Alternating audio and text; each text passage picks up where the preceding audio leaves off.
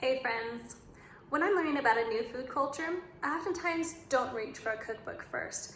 Oftentimes in cookbooks, you find the really good, like celebration foods, but you don't find the everyday cooking. The celebration foods are always nice, of course, but I'm always interested in what people eat on a daily basis. When I started to learn a little bit more about traditional Mexican cooking, I started to think about what my grandmother loved to eat. And my grandmother loved to eat radishes. She'd make them into little flour cutouts and then she'd soak them in water so they'd blossom open in our salads. There's lots of different ways of eating a good radish, and there's lots of ways of enjoying radishes in your Mexican cooking.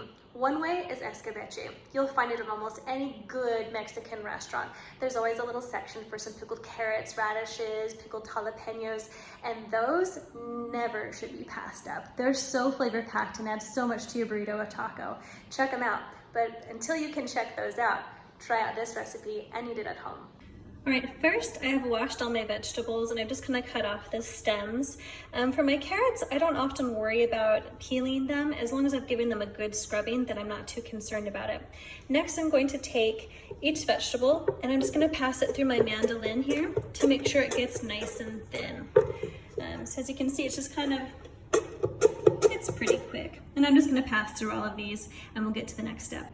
Here we have all of our mandolin sliced up vegetables, quite pretty, and we're going to have to add a sort of brine to be able to get them to pickle a bit. So I've got some water here, and I start out with about 2 cups just to kind of see how things fill up into my jar.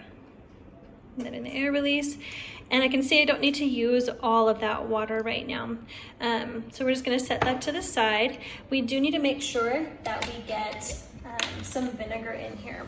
And as you see, we've only done, we've left out about half a cup of our 2 cups. So I'm going to use whatever's left here to fill up my jar with some white vinegar. Because again, we want to pickle these.